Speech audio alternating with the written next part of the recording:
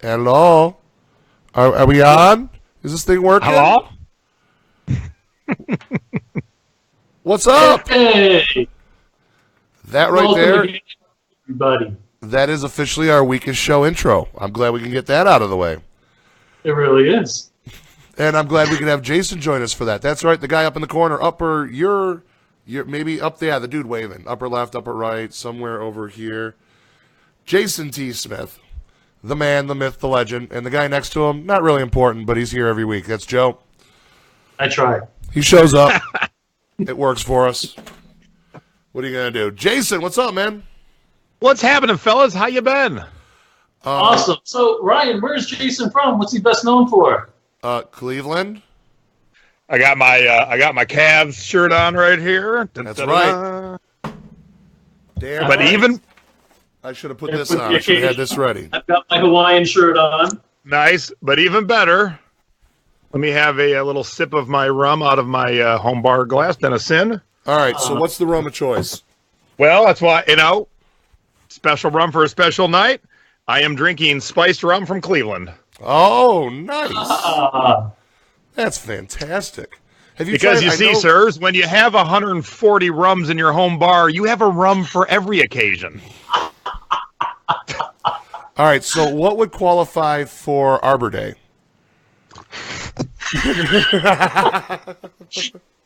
I would actually have to think on that one.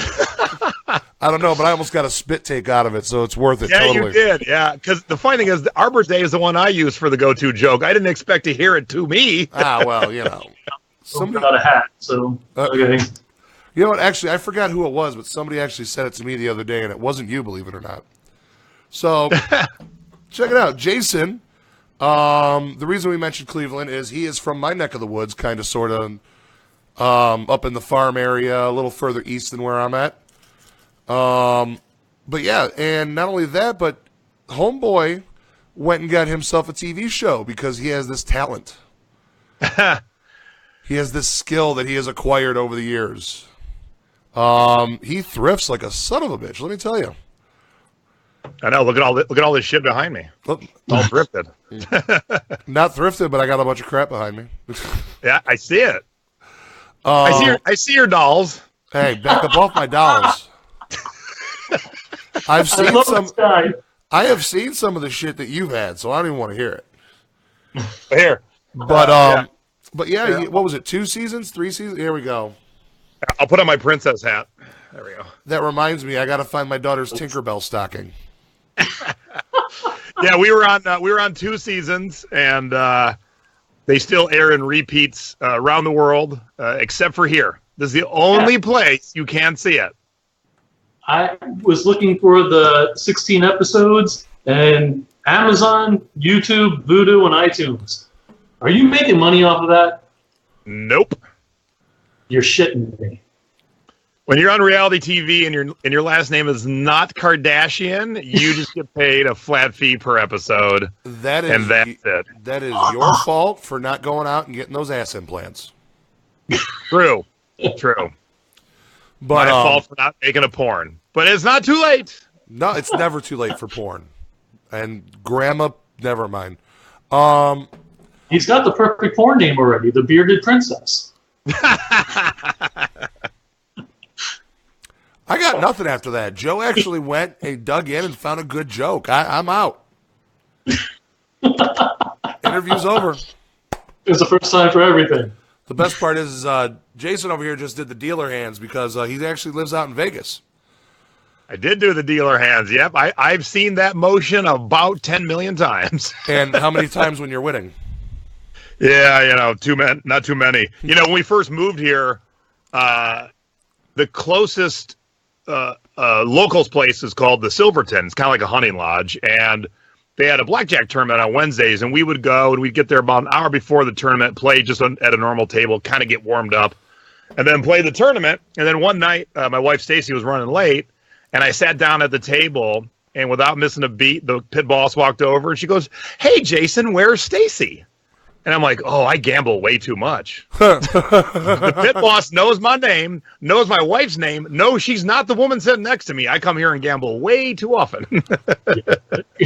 Nice. Would that be like the McDonald's drive-through knowing or never mind. Sorry. No, that's another discussion. You know, it's like the tiki bars I go to when they put my drinks in front of me, I don't order because they know what I like in order. And so people who don't frequent bars like I do, they're so amazed. They're like, you didn't even say anything. I'm like, yeah, I'm like Otis the Town Drunk. The drinks show up. And not even just that, I guarantee that you definitely know how to tip. And the reason I bring that up is because Jason actually used to be a bartender. That's correct, right? Over at Shooters? No, at Shooters, I was just I was a busboy at Shooters, but my dad owned Jammers on the West Bank, and I was a bar back at Jammers. So I was never old enough. By the time I was done with that, I was not even 21 yet. So I'm going to tell you a little secret about Shooters. I actually started as a DJ there at 19 years old. So I was drinking Crown and Diet. Now, Shooters, the short version of the long story, the reason I bring this up, it's one thing he and I have in common being from the same area. It's a completely outdoor venue and then a restaurant inside. Fit about 1,000 people outside, about another 300 inside. And totally on the water, outdoors. Place was jumping. And I'd be up there above everybody going, I am the god of music. And, yeah, that lasted about 7 years, and I was no longer the god of music. So, but, yeah, so Jason actually was kind of funny. The first time we started talking, found out he worked there. First time we actually met up together, he was filming, and I come pulling up, ripping ass into the parking lot. His entire film crew thinks I'm about to run him over. And I'm like, hey! And they think some drunk's in the car, and Jason's like, oh, hey, what's up? You know, I was just telling that story the other day because I hadn't told you where we were, right? You had just happened to see me by complete fluke. I was driving home into Lakewood, and I saw you. You know, because when you film reality TV, unless, again, going back to Kardashians, if you need a crowd, you're going to say, hey, we're filming here. But when you do shit like I did, you don't ever say it ahead of time because you don't want the looky-loos because they just become a pain in the ass. Yep. And so I never said where I was. And so I'm just standing outside. We're filming an outside shot, and he pulls right in. I'm like, what are the chances that you're just driving by while I'm standing here filming? And because we had been inside, and that was the moment we walked outside. It was that exact moment. I was coming down the street. They were at a store called Big Fun that we have out here, and they mostly deal in toys. Well, that's all they deal in is toys and nostalgia. But as he's coming out of the store, all of a sudden I see this big bald guy that's not me, and somebody walking with a boom mic, and I go, no shit. And I just pull right in there. I'm like, hey, what's up, dude? Brian was off doing his old thing. He was like, wouldn't stop long enough. His co-host wouldn't stop long enough to talk to anybody. He had to walk on down and keep doing stuff. But we'll get into some of that here in a few, I'm sure. Heck yeah. So I'm ready to dish. So whatever you want to ask. So everything's perfect and life is good. And Spike TV goes, we want to put you on TV. How the hell did that happen? So it wasn't Spike. It was production company. Okay. I was actually, oddly enough, I was in Cleveland when we got the phone call. My uncle had just passed away, and I was home dealing with that and the funeral and all that stuff. And so I was staying at my mom and dad's house because I still got a bedroom there. I'm still mommy and daddy's little boy. Still got my bedroom. Mommy is your biggest supporter, too, I've seen. Oh, yes, she is. Yeah, I see her down in the chat right now. So Brian called me and said, hey, a production company wants to make a TV show out of us. And I'm like, oh, someone's pulling our leg. You don't just get that phone call. He goes, I looked them up. They seem legit. I'm like, well, tell them I'm in Cleveland for this week, and I'll be back next week. So it was a production company out of Canada. They had looked around. There was no thrifting-specific type shows with all the American Pickers and, the pawn shows and all that stuff and the flea market flips. But there wasn't anyone just showing, actual just thrifting and then flipping for a living. So they sent a one-man crew out to shoot some test footage. We shot for 16 hours, 8 hours on Saturday, 8 hours on Sunday. And my wife, and at the time Brian's girlfriend, helped us out because we weren't sure what we were going to do. So we would thrift, and then we would converse with our significant others and each other, and then the girls didn't join us the second day. We just did a lot of thrifting. And when I got home that night, I put my feet up, and I'm like, two things, honey. I can shop all day long. Like when there's sale days, I will shop for 12 straight hours and not miss a beat. And most people cannot hang with me. But when you got to shop for 8 straight hours and talk about what you're doing for those 8 hours, because you can't be silent about it. You're like, well, hey, look at this glass I just found over here. And this, I'm like, holy shit, was that exhausting? And at that moment, since I'd never made reality TV, I was thinking about the 16 hours as a whole. And I said, that was horribly boring. There is no TV show there. Now, of course, I wasn't thinking about they're going to pull out nuggets out of 16 hours and make it only 8 minutes long. And that's what they did. So they made what's called a sizzle reel to try and sell the show. 8 minutes long, all these great little shots and funny little, things that we said. And they put Pink Floyd's Money behind us, and it was awesome. And they sold the show that way, and Spike bought it, and they wanted us to be a companion to, Ton and Allen. What was their show? Storage Hunters? Storage Hunters? Hunters? Yeah, I was talking to Ton the other day. We were actually going to get him on also. Cool. Yeah, Al and I chat every once in a while on Facebook, but they want us to be a companion to that show, so they ordered up 8 episodes, and it went well. We averaged about 1 million viewers a week. And did quite well because we had a different partner in Canada and then in Europe and Australia. And we were in about 40 countries and did quite well everywhere. And so they ordered up season 2.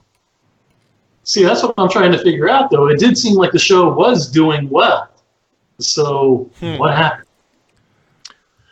So I met with the one executive that ran our show in New York City 2 or 3 times. I happened to be in New York for other reasons. And so we would get together. Hey, let's get some drinks. Okay, cool. And my producer would come down. And every single thing that they said they would do for me and for our show to make it a hit, they did none of it. Every single thing was a lie. And so I think back to, the early 50s when music started, Colonel Tom Parker took half of Elvis's money. Every black band and artist didn't get their fair due in their music royalties. And you hear all these stories. Well, guess what? In 2014, it's still all bullshit. It is. They said, here's how you get and build a show on cable. You run marathons on Sundays and you put all the episodes in a row. Oh, we're going to run marathons. Well, we didn't even have a normal repeat. If you didn't catch our show at 9:30, they didn't have a repeat anywhere in the week. Wait, how do you not do that? They do that for everything. Everything. And then blamed us that there wasn't more people watching. I'm like, who knows? Because you're not, but they told us they were going to do this, and they were going to do this promotion and that promotion, and we're going to run repeats and marathons, and we're going to have you guys do an episode, blah, blah. And they did none of it. They did absolutely none of it. I'll tell you what, the entertainment industry as a whole is exactly like that. Whether it's you dealing with TV producers, me dealing with stuff with TV, or me dealing with bar owners in terms of DJing, it's all the same crap. Tons of promises, very little substance. Oh, absolutely. And so when they officially didn't hire us back, I was fine with about 95% of it because I hated the network. They did nothing for us. They screwed us. They used us basically. My partner ended up being a dipshit. And the 5% that I miss was, and let me tell you, if you have any ideas that making TV is fun and glamorous, it is the exact opposite of that. Now, I'm not digging ditches, but it's very mind-numbing because everything you do, you got to do it 5 times. Now, that doesn't seem bad, but tomorrow, as you're going through your day, take 5 minutes of your day, make that bowl of cereal 5 times, pour that glass of milk 5 times, walk into the kitchen 5 times, walk to the dining room table 5 times. It gets to the point where you're like, and then if you do say something funny, and then a plane flies overhead, you got to say it funny again and make it sound natural. And so every friend that we had film with us, they all said the same thing at the end of their 4 hours. They're like, this sucks. I'm like, yeah, imagine this all day, every day. So that's pretty much the equivalent of having a 3-year-old. Yes. Yeah. the first two episodes, you filmed two together at the same time. It was new to me. But by episode 3, I got it. As I would walk out a store and say something funny, and I'd hear the plane go overhead, I wouldn't have to wait for the director to say anything. I would just turn back around and walk right back into the store, or when the Harley drive by, or you don't notice small sounds and small shadows until you're filming TV, and then you notice them because you're always in a shadow, and there's always a stupid sound screwing the shot up. So you learn those things. But here's what I missed, because none of that was fun.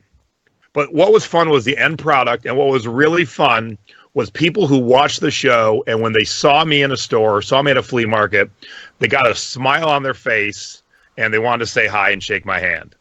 And I crave attention, I crave the spotlight, I crave the stage. Not you. I know. Oh. But in that instance, I wasn't craving the spotlight or the adulation. I was enjoying the fact that my stupid little show made people smile, gave people guidance and help, and showed them a way to make money. So that's the part that I'm very sad is over, because that was super enjoyable. And it still happens. Like I've gotten, I was at Disney World last couple weeks ago with my wife, and a guy messaged the Thrift Hunters fan page, "Did I just see you going into the Haunted Mansion?" And I said, "You did."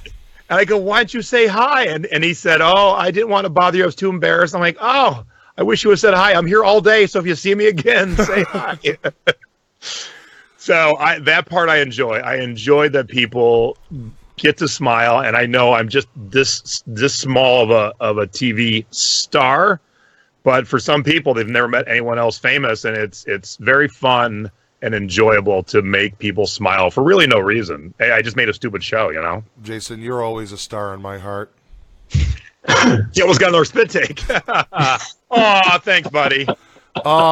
Now, so you went 2 or 3 seasons. You went 2 seasons. I'm sorry. Yeah, English.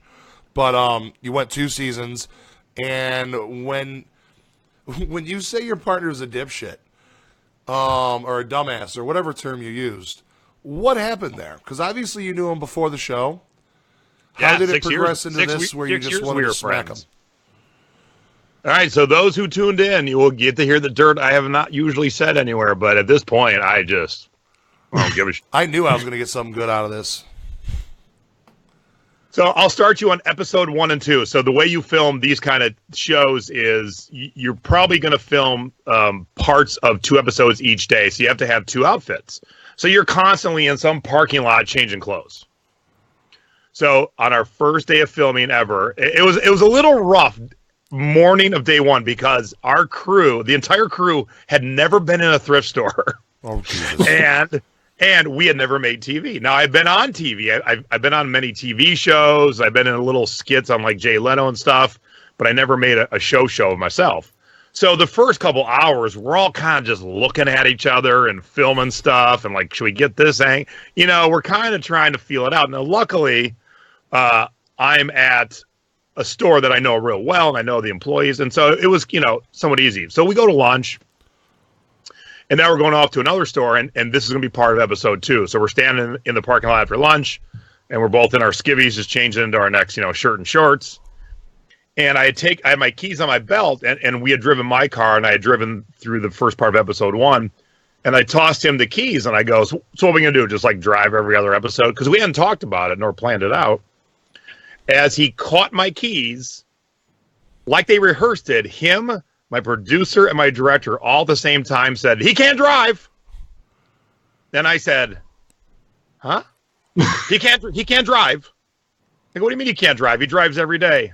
And I look at him, and my friend of 6 years decides this is the moment he's going to tell me he owes $28,000 in back child support. He's a deadbeat dad. They took his license, and there is a bench warrant for his arrest. Okay. And now pretend you like each other. Let's film. I forgot to mention, it's not like I'm telling you that I left your car door unlocked. That's some substantial information right there. Oh, no shit. So I'm fuming, and now I got to pretend that I like him and go film. You're not good at that. Actually, I am. If you watch season 2, because he got so worse, my producer every day would pull me aside at the end of the night. We'd be in the lobby bar, and she'd say, because she knew I was super mad, She goes, you got to get it off your chest. And I said, trust me when I tell you this. I've seen Brian take the brunt of me and a couple other people, and then he kind of shuts down. I can suck it up and keep it inside. Right. And at the end of season 2, so we were all done filming. My producer and I were sitting in the bar on the last day, and my director too. And they said, well, you told us all season you could do it, and we didn't believe you, and we got to say, you did it. You would never know you want to kill him all season. Although, you know what's funny? We were talking about when I ran into you, when I saw you guys coming out of Big Fun over there, and what's funny is I never put 2 and 2 together at the time, but I looked over there, and Brian was calling for Jason, and I was wondering why your reaction, literally, to him calling for you was, whatever. I'm like, you gotta go. You're like, no. And you weren't the only one we ran into, because I've got a big Facebook group. Well, we had one at the time. I have my new one now, but we'd run into fans and friends and followers, and he might say hi and then he'd disappear. And I'm like, the way you build yourself as a brand, and I'm looking at the whole picture, the TV show. We did YouTube stuff. We had a Facebook group. Man, you got to kiss some babies and shake some hands and talk to people. And even if they're the most annoying person in the world, they came to say hi. Mm-hmm. And look, there's only like 2 annoying people. You all can figure out who you are. But I'm sorry, I'll go. Yeah, but Joe apparently can't figure it out. He would right. Take notes, Ryan. Take notes. Yeah. he would not engage, and I'm like, dude.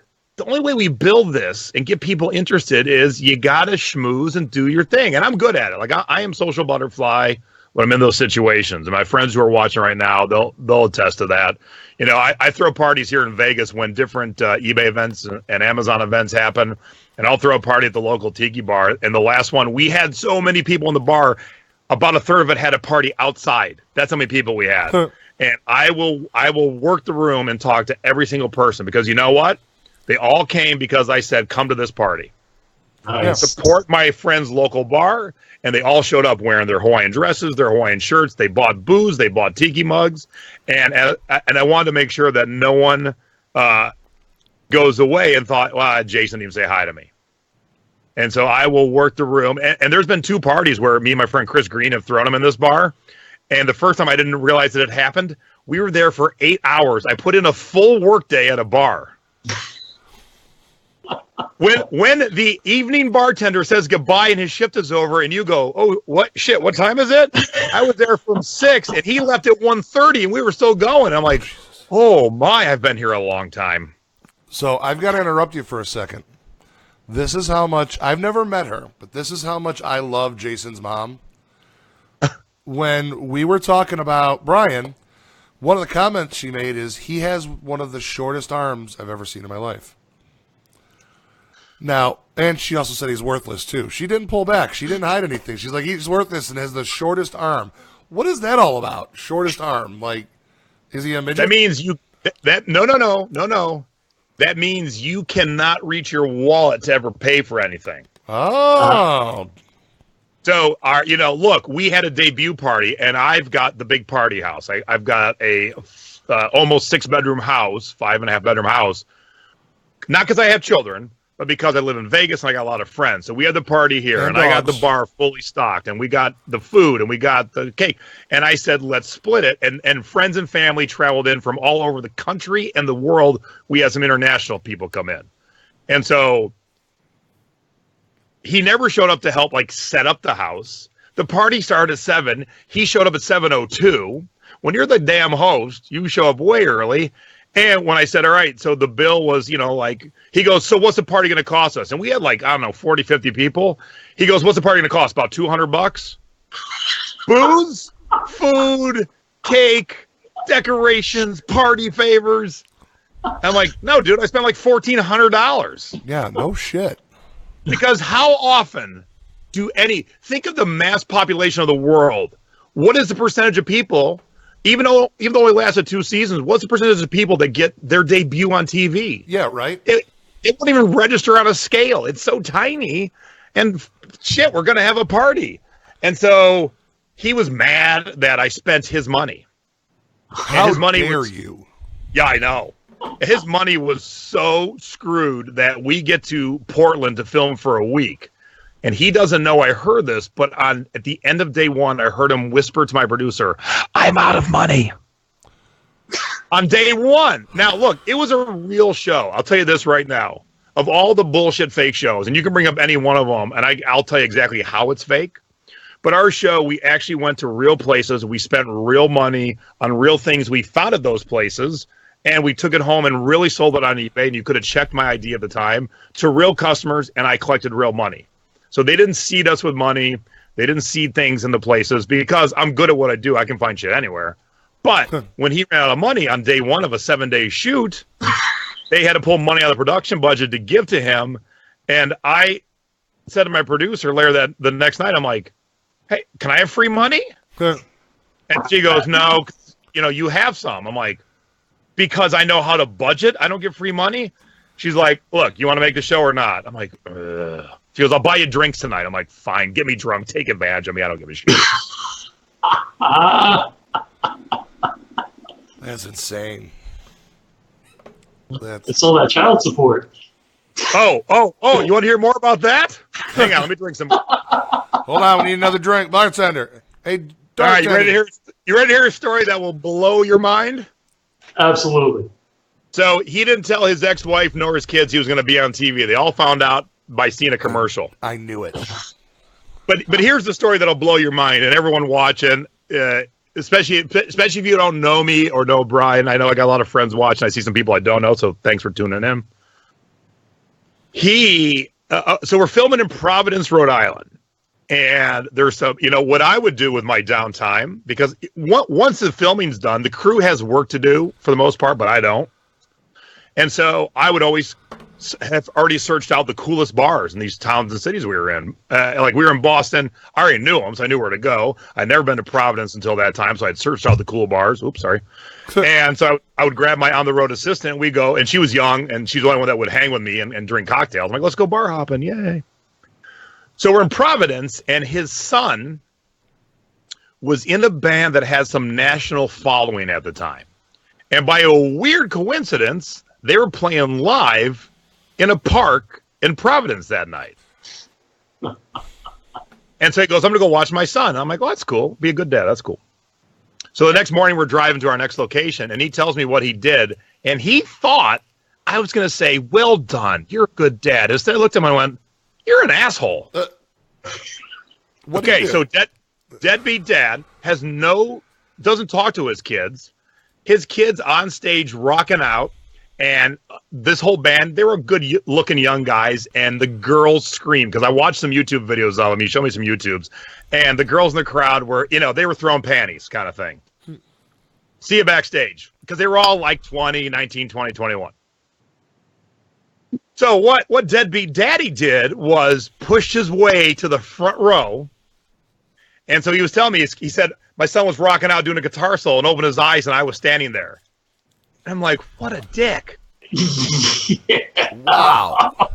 And then pushed backstage, that's my son, and girls are like, "Let's go," to the son, and deadbeat dad shows up and wants to talk. And so he's telling me this, thinking I'm going to pat him on the back. I'm like, "You're an ass." So not only did you probably make your son sit there and go, "What the hell?" during his guitar solo, you also tried to cock block him. Yeah. Wow. And you owe your son about $14,000. Wow. So that is what I had to deal with, ladies and gentlemen. And there was a point where Brian was not buying good stuff. And so season 2, he was selling things for $9.99. And my producer was like, "Can you sell some more better things? We can't keep profiling $10 sales." Yeah. Well, yeah. So that was just, that's 2 of 1,000 stories of the shit I had to deal with. And one night I had insomnia, and I forget why, because I usually sleep pretty well. And for whatever reason, I didn't sleep. And we had to drive 2.5 hours to our location. And I grabbed a pillow from the hotel. I tossed him the keys, even though it was very illegal to have him drive during production. And I said, "Do not kill us and do not get into an accident. But if I don't sleep, it'll be the worst shooting day of our lives." And I curled up and I fell right asleep, and I woke up and we were in the town 2.5 hours later, and I looked at him and went, okay, I'm glad you didn't kill us. Cool, let's go film now. Yeah, we're not in jail. You're not in jail, and we're not dead. We're good to go. Yeah. So jumping back to the show, though, what is your best find? And I'm talking coolest or profit margin. Well, profit margin and coolest are probably the same, although I found a bunch of cool stuff. But for those watching, if you are about our age, and I'll be 47 in a couple of weeks. If you remember the 80s, the Karate Kid came out, I think, in 84. And then at that moment, there was the same movie for every sport. The poor kid from the wrong side of the tracks ends up being the champ, but the rich kid's got the Corvette. So one of those movies was rad. It was about BMX racing. Yep. Bicycles, yeah. Yep. And it never came out on DVD. It was only on VHS. The soundtrack never got past record and cassette. And hey, if you're watching right now, this is some bolos I'm giving you. Be on the lookouts. Go find this shit. It's worth money. So at the time, the record would get $100 on eBay. The VHS would get like $40 to $60. The cassette would get $30. So anything connected to that movie, because it never made it beyond, and it's horrible. You can watch the entire movie on YouTube. So at some point tomorrow while you're working at your desk, go watch Rad. The acting is horrible. You know what's hilarious? Before you go any further with that, a buddy of mine was literally 2 weeks ago riding BMX bikes with the guy that started in that movie. He still travels around plugging the movie. Jesus, that's crazy. Now, I like it from the nostalgia standpoint, but when I watched it on YouTube, when we had sold an item I'm about to tell you about, I was like, whoa. Like, I feel Karate Kid still holds up. Rad did not hold up. No, it did not. Oh, man, it's horrible. Kind of corny. But anyway, I found a producer's jacket from Rad when they took the movie on tour to try and, sell it. And I'm like, man, and there's no comps. You don't run across a jacket from a producer from a movie that sucked from 25 years ago. And so what do you base it off of? And I'm like, well, geez, if a cassette soundtrack is $50, a producer's code's got to be worth $1,000, maybe more. And so I put it up, and I see everyone in the chat saying Rad was awesome. Yeah, I mean, it was at the time. Oh, you know what the irony is? All the people that are saying Rad was awesome are all friends of mine, and they're all morons, but I love them anyways. So I put the code up, and I started talking to a buyer. He had made a lower offer than I wanted, but of course, we also had to film TV. So when I would tell people the show is real, they're like, well, the camera's on you. Yeah, we didn't make guerrilla filmmaking. Of course, we're still making TV. So yes. Awesome. Yeah, I get that, but let me tell you. So I had to make sure that items sold. So sometimes I would take a little less because I had a buyer on the hook, and we had to have sold for the show. So I started talking to this guy through eBay, and he goes, look, I'm the biggest Rad collector in the entire world. My wife gives me a yearly allowance of $500, so I'm going to have to borrow against next year's allowance, and I can't do 1,000. Can you do 700? And I didn't want to be a dick, but I'm like, I can do 800. That's fair. And he goes, all right. So he actually has it on display in a glass showcase in his living room on like a mannequin. And so I paid $10 for the jacket, and I sold it for $800. Now, conspiracy theorists, when we showed the sold, you didn't see the buyer's name, but somehow you saw where it went to. And it went to, or maybe I said it out loud, it went to Atlanta. And we had just got back from filming in Atlanta, just coincidence. And conspiracy theorists tied it all together. Oh, it's all bullshit. He sold to a prop company he met with in Atlanta. Yeah. No, it's in some dude's living room who gave me $800, you dingaling. Well, let's see. Here, I've got all my books and everything I bought. Let's see if I can whip out something else unique. Oh, well, let me tell you. The craziest thing. Oh, shoot, I'm drawing a blank on the name. You had something really crazy the one day. Like, you did an unveiling of it. I forget what it was. Yeah, there is a record I sold. Oh, man. You know what sucks? Getting old sucks. I can't remember.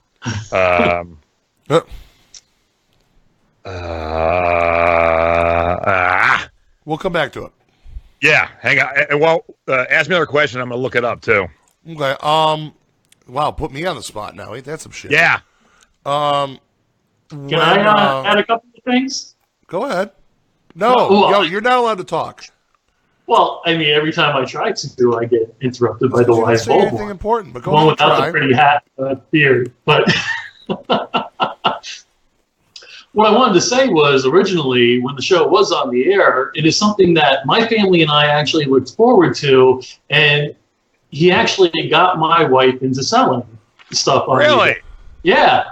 And I got to just put this out there. My wife's birthday was this weekend, and I specifically got you on this week for her birthday because she is such a huge fan, just to let you know. I got to throw that out there. Love you, Karen.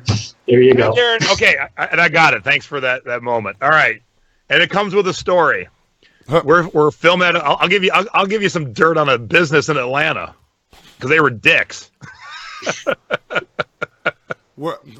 I'll wait for what I was about to say, but go ahead. It was an antique mall store, where people have different booths. It was called Kudzu, and it was cool. We had fun, but they thought they were doing us a favor. Now, I never ever were like, hey, we're doing you a favor. I never acted like that, but of course, being on TV around the world, that's a favor. That is free commercial for your business. Yeah. And so they were giving us grief, and we would, they're trying to work a deal, and they were like, and this one dog walked into a scene, and they were like, oh, you're gonna have to talk to her agent, but they weren't being funny about it. And while we're trying to shoot, one of the vendors comes in to bring something, and in the middle of shooting, he starts rubbing my arm. I'm like, yes. He goes, you guys want to buy some chairs? Like he's a derelict in the back. He's like, you want to buy a watch? Yeah. Did he have I'm the chairs in his coat? Because that would have been just awesome. No, but they were in his truck outside. I'm like, no, I don't want to buy chairs. Hey, man, I thought you were filming a show about cool stuff. I got cool chairs. And we were ringing out like, we got to go because we were always on a time schedule, too. I'm like, hey, can you get out of the shot for a sec? Quit petting my arm. Hi, Jason. All right, but it gave me the craziest item I ever found. Oh, Jesus.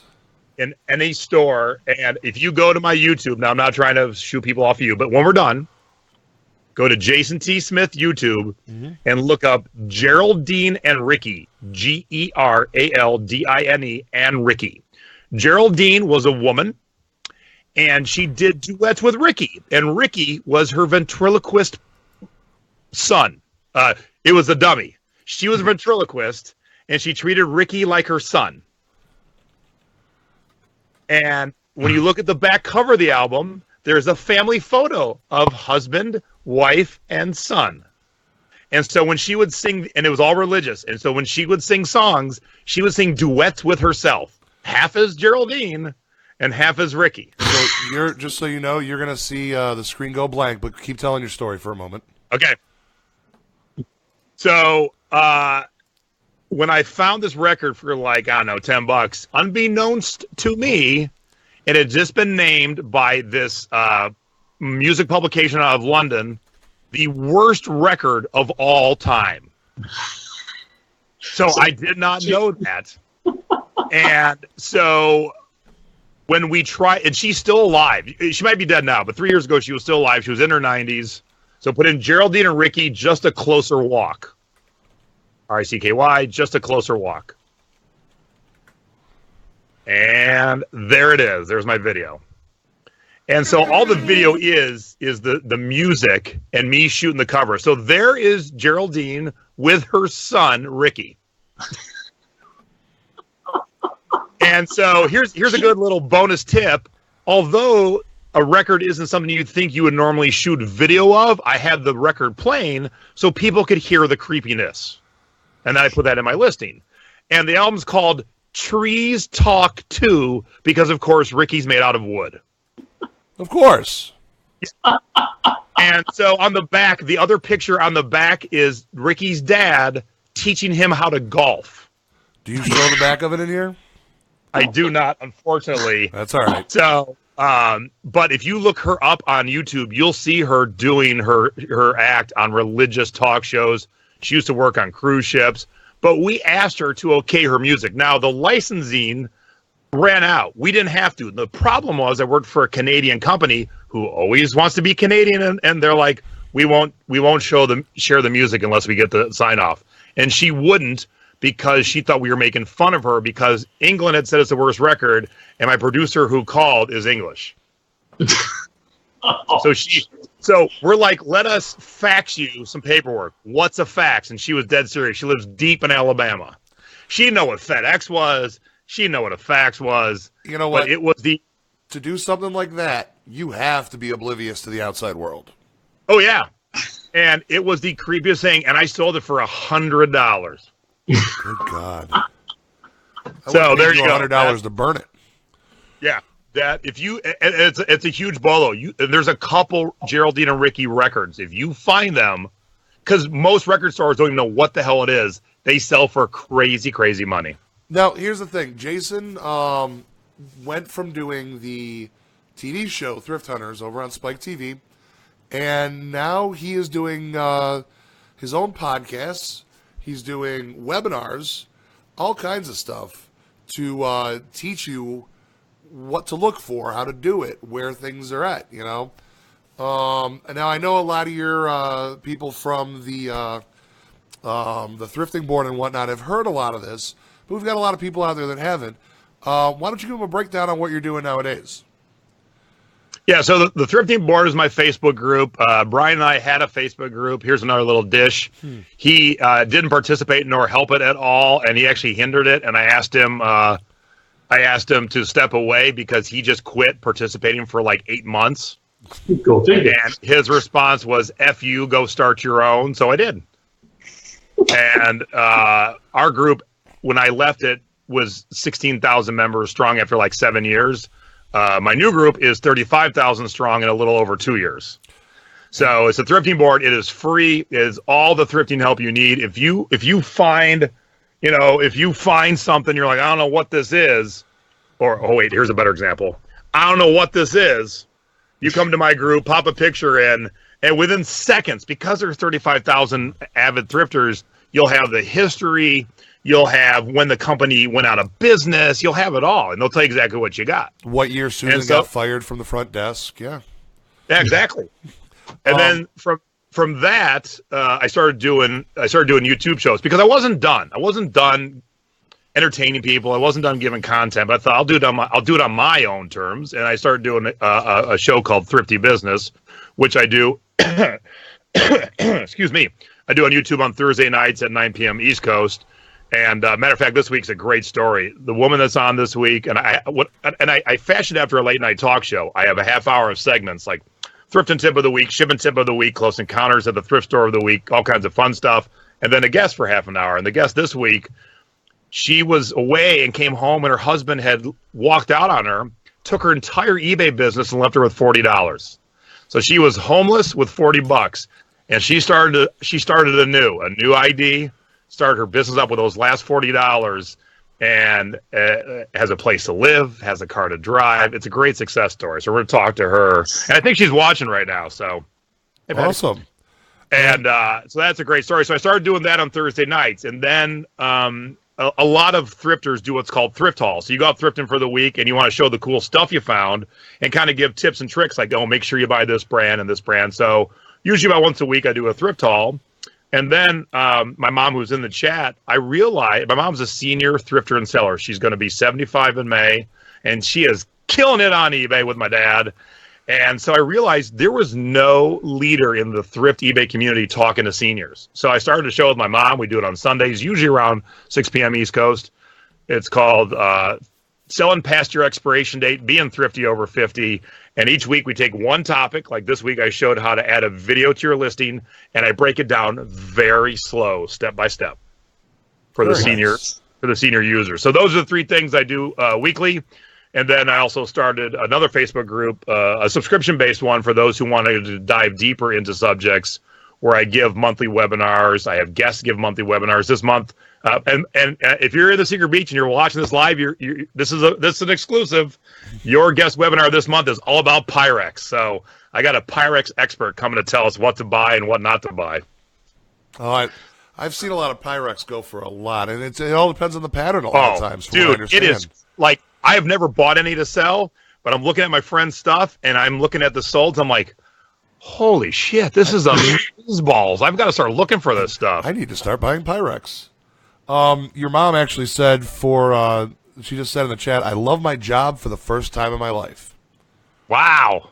That's awesome. That Don't make is me cry, fantastic. Don't make me cry. That's pretty sweet.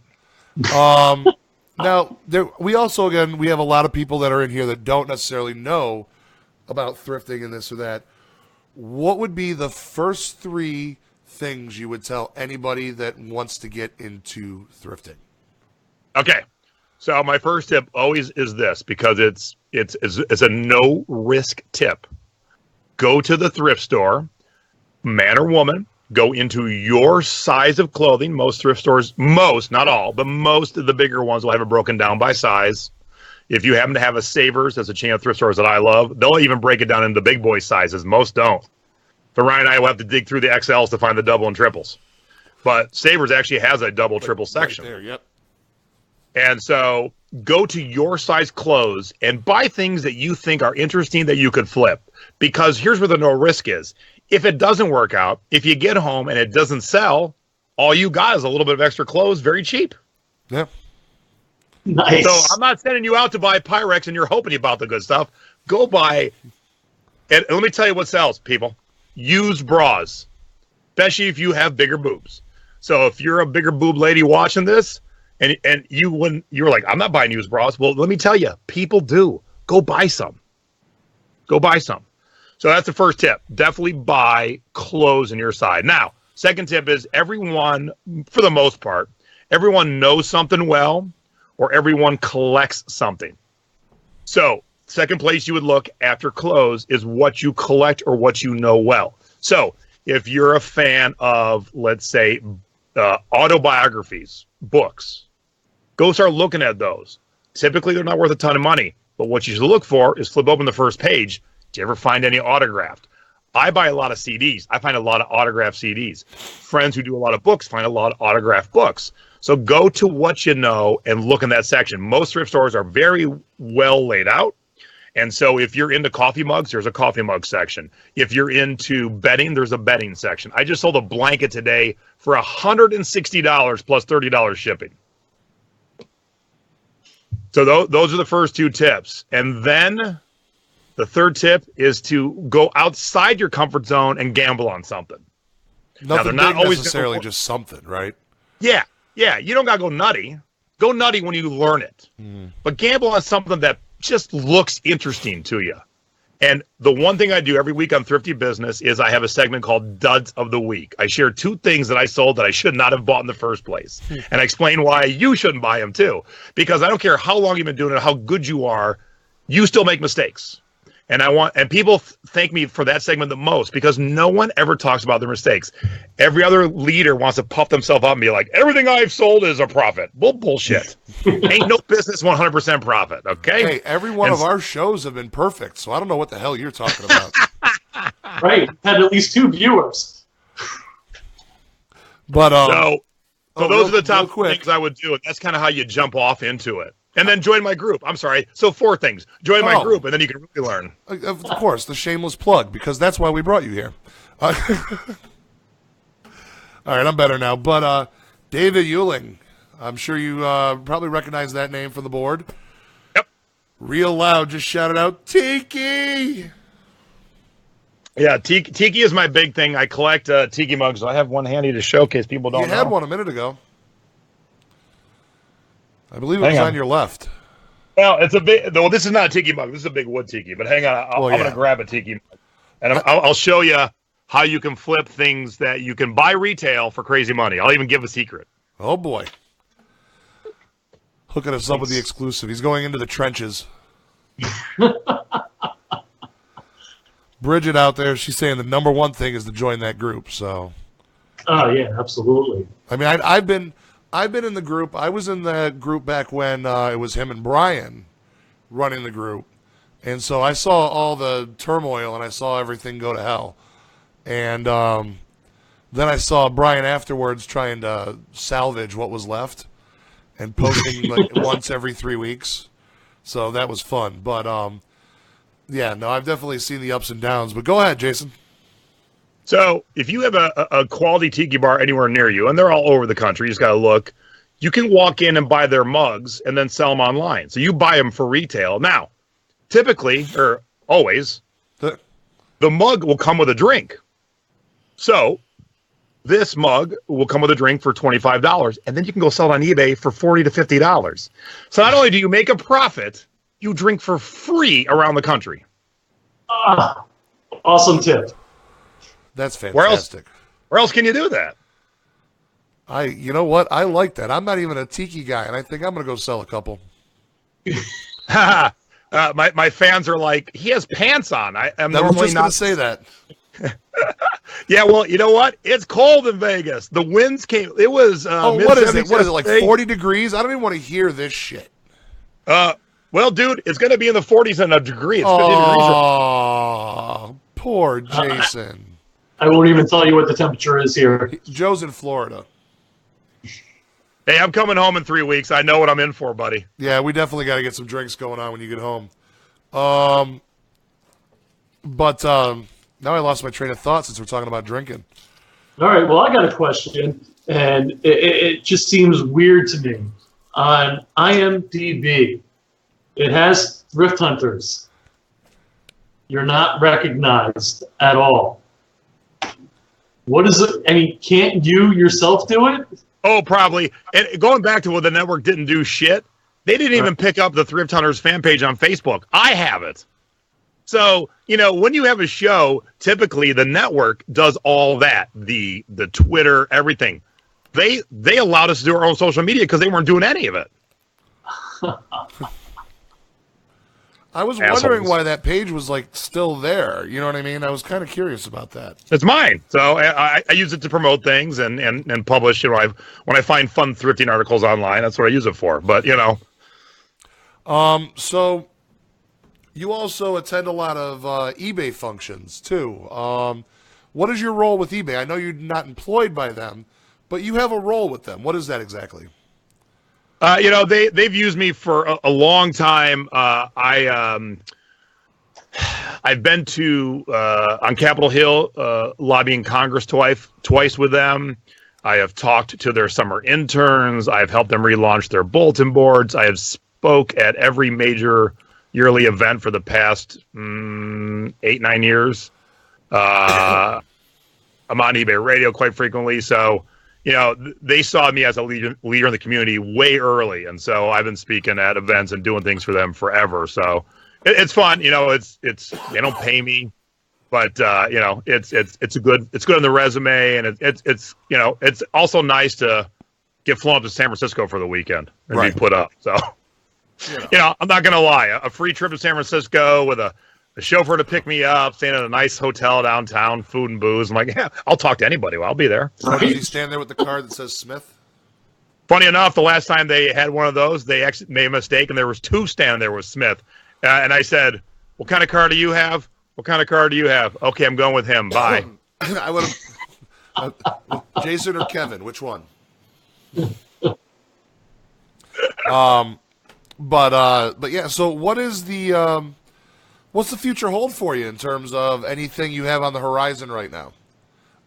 Nothing major. There's been a lot of talks of other TV shows. I've actually had meetings with producers and directors, and I have a friend who is a reality show star from a different show that the network screwed up.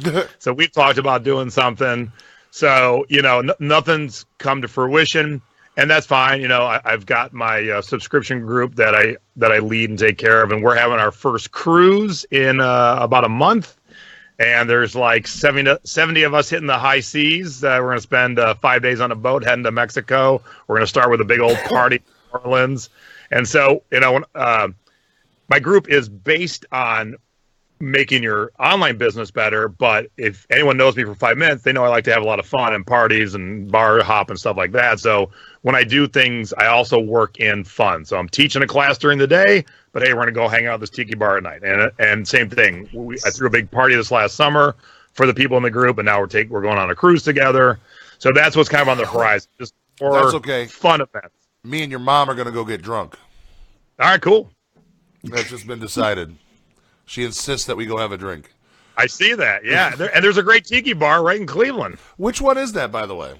Called Porco's. Is on West 25th. Okay. Just a little south of the West Side Market. I know exactly what you're talking about. Okay. They make award-winning cocktails. There is a great tiki bar in Cleveland. I know it's crazy. And the best part is you don't get shot on the way to the car. That too. Yeah, that too.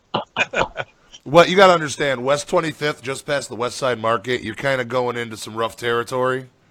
Getting better. Even the bar itself, that area, like they've improved on it. It's been open for like 5 or 6 years, and every year I go like once a year, the bar gets a little nicer in the backyard, and they got a patio, and so I'm seeing that whole area, and they redid the road last time I was there, so it's getting better. They're trying to revitalize that part, Ohio City, stuff like that. So, but yeah, Joe, what else you got for us out there? I'm just looking at the comments and figuring you guys may want to do some shout-outs. Well, first of all, we have a major question from Diane Heath for you, Jason. I see it. So I'm going to go ahead and read this real quick, and then you can go ahead and respond if you feel the need. She wants to know if you could speak about the changes eBay seems to be pushing on sellers. Just so you guys know, eBay is notorious for changing the rules as they go, and that's needed. I mean, the circumstances always change, but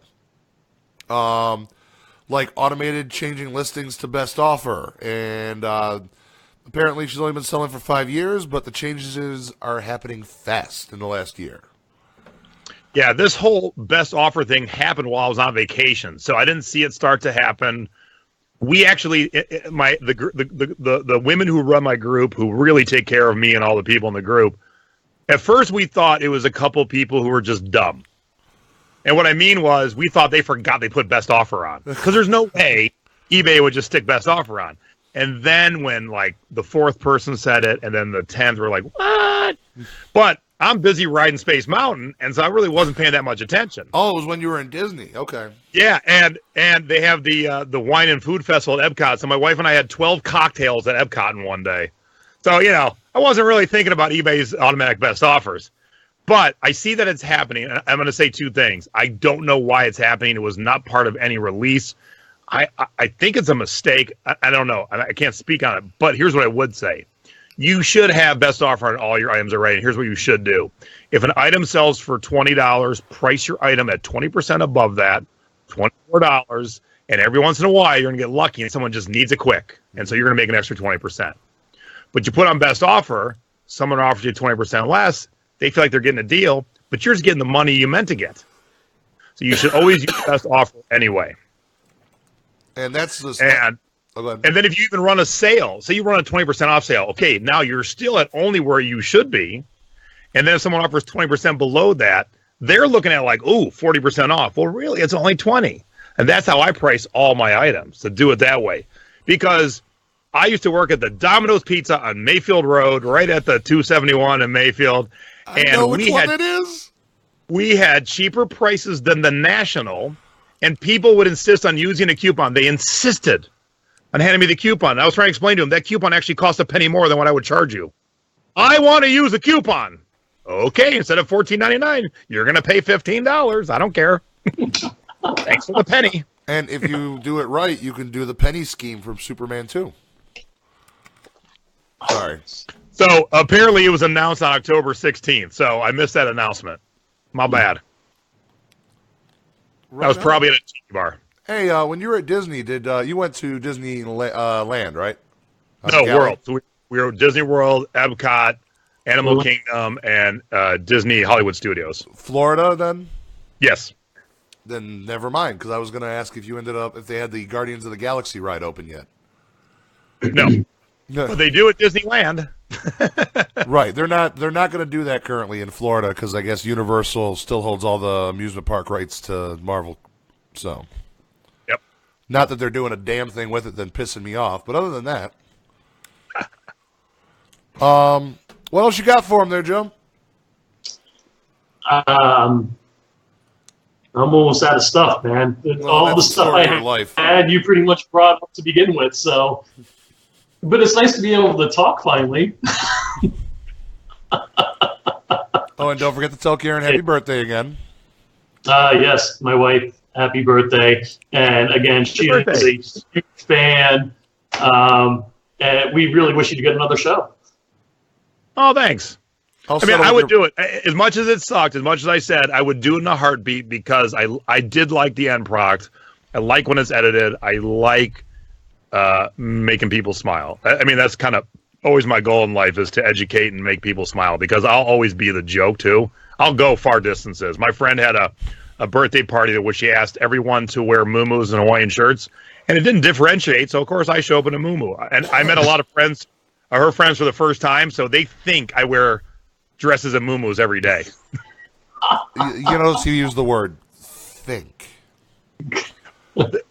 There, at any given time in my life, there's always a couple dresses in my closet in case I need to wear something in my size. Exactly where I was going with that. Hey, man, I am the princess, all right? Oh, you are a pretty princess. Oh, did I go the wrong way? There we go. Yeah, we're good.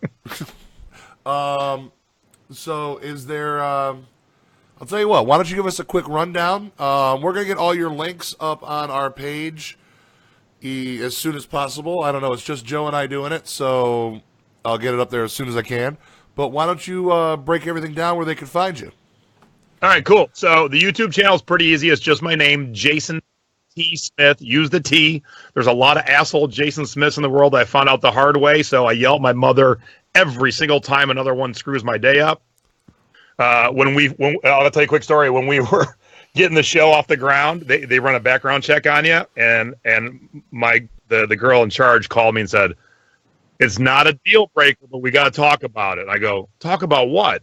And she goes, "Your domestic violence arrest." And I'm like, well, I don't have one, so we don't have much to talk about. But some other Jason Smith got arrested for domestic violence and ended up on my record. Oh, no shit. And then there's a Jason Smith on the do not fly list. But guess who's got to prove I'm not that Jason Smith? I have to prove I'm not him. So thanks, Mom. But anyway, go to YouTube, Jason T. Smith. Thursday nights, always 9 p.m. on the East Coast, Thrifty Business. Sundays is the show with my mother. Even though it's geared towards seniors, if you're a new seller, I go very slow through different topics every week. It's called Selling Past Your Expiration Date, Being Thrifty Over 50, usually on 5 or 6 o'clock Eastern time on Sundays. The thrift hauls, when I do them, I fit them in wherever, but just follow my page on YouTube, Jason T. Smith. Also, my Facebook, it's public. I am easily reachable. If you ever have any questions, especially if you find a tiki mug in an antique store or a thrift shop, message me on Facebook. I will answer you in less than 2 minutes to tell you whether you should buy it or not, And if you can and if sell I it need to to buy them. it off of you. Yep. Buy it off of you, exactly. And come on over to the Thrifting Board. It's on Facebook. It's the Thrifting Board. It's a fun thrifting group. You can find a lot of help and fun in there. People have a great time. It's a busy group, so you got to keep up too. It was kind of crazy. Oh, go ahead, Joe. I've been on it for about 7 hours now, and I mean he's absolutely right. People are friendly, knowledgeable. If you have a question, boom, you're getting an answer immediately. Definitely check it out. Oh, excuse me. And those his monitors over there won't even let me mess with people. No, yeah. So my whole thing is a beach theme. So we don't call them admins. We call them lifeguards. Because Right. in the rough seas of e-commerce, every once in a while you get a helping hand. So my lifeguards are there to help you. They are actually a killer group. Do you want to give them a shout out real quick? Oh, yeah. They are a crew of women that are the most incredible women in my life, besides, of course, my mom and my wife. But they allow me to go and get drunk at Epcot and to run off and do classes and travel because they keep the group very on point and very, they help people, but they don't allow negativity. They don't allow Ryan to come in and be an asshole. They don't allow any of that. So I just start my own groups. Yeah. So they are amazing. And you know what? They let me keep my eye on the prize. And the eye on the prize is to bring more people in and to help more people and take care of my friends, take care of my family, take care of my doggy, So I like the fact that we are all the same, keep our eye on the prize. Okay, so they don't allow Ryan to be an asshole. Can I borrow some of your admins for our group? Oh, you absolutely can. I'm going to cut you.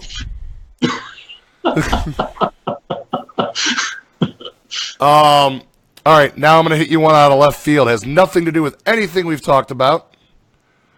I want to know, Jason, what are your top 5 go-to, it doesn't have to be 5, go-to holiday movies for Christmas? Okay, so my number 1 favorite movie, most will be shocked by this, is White Christmas. Yes, I am like an 80-year-old man. Yeah, pretty much. Yeah. You're about as cranky as one sometimes, too. Oh, I am. I will break a lot of Cleveland hearts. I don't like Christmas Story. Oh. It's a fine movie, but I don't ever watch it. So White Christmas is my favorite. I would say Die Hard is my second favorite Christmas movie. Damn right. It's not a Christmas unless he's falling off the building. It's just not. Yep. Although not the best in the series, I still laugh quite a bit at Christmas Vacation. Absolutely. And I'm going to go a little bit shorter. Anything Rankin and Bass. I mean, although they're not full movies, I can't go Christmas without watching those, and The Grinch, of course. I think Joe actually posted a link that all the Rankin stuff is on like YouTube and whatnot, isn't it? Yep, all on YouTube for free. Yeah, but I cannot go a Christmas without watching White Christmas at least once, usually 2 or 3 times. And I can't stand It's a Wonderful Life. Thank you. Wow. Thank you. So, White Christmas, no, It's a Wonderful Life.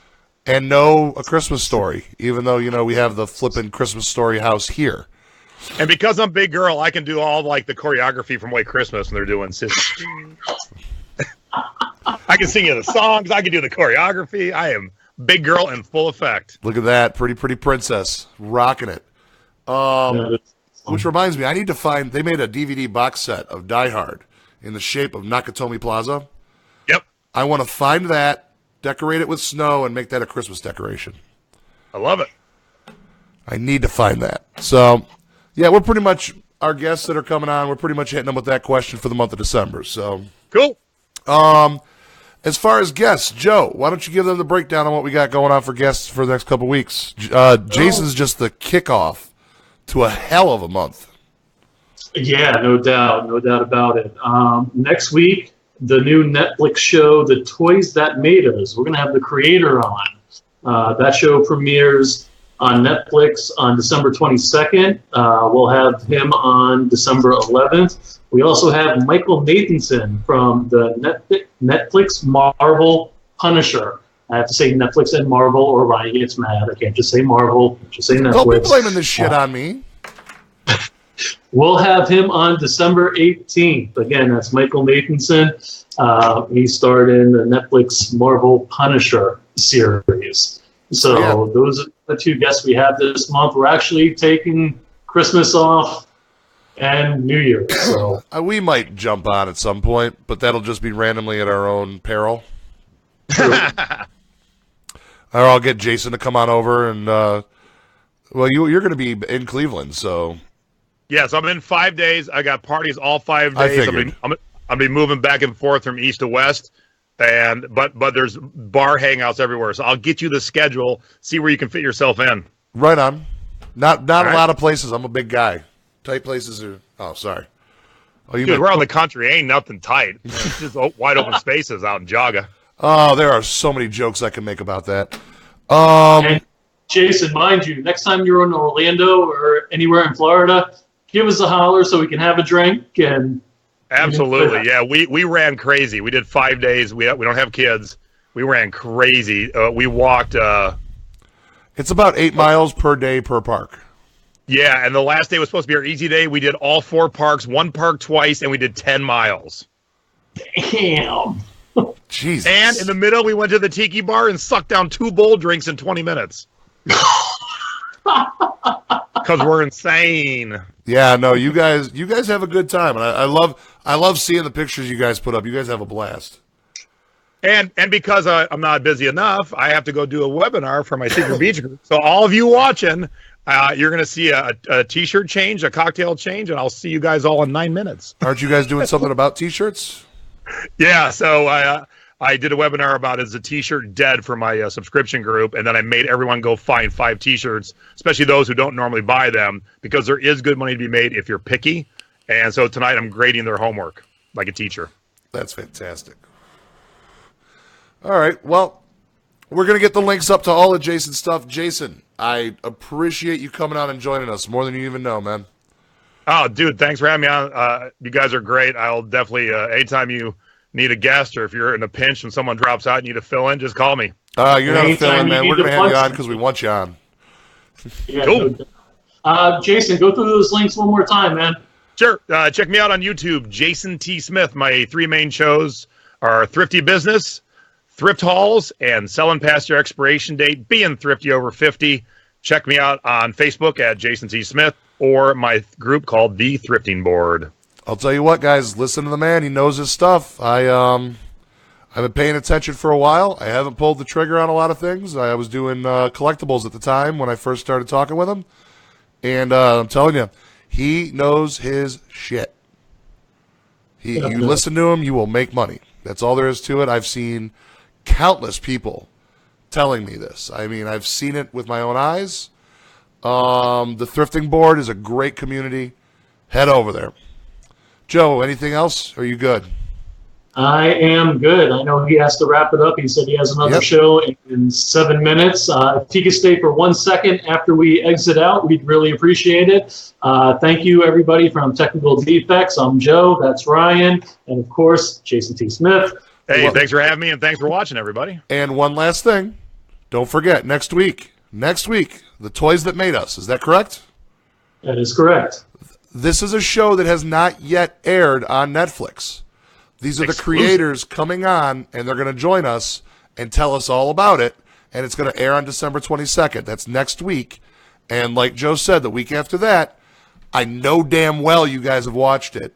Anybody I know personally has watched it. Marvel, Netflix's The Punisher. Michael Nathanson plays Sam, the Homeland Security agent, one of the main characters on there. He's going to be here as well. So with that, I bid you guys farewell. Joe, say bye to the people. Bye, people. Safe streaming. And thanks again, Jason. And as always, you're welcome. Thank you. And as always, y'all can bite my ass.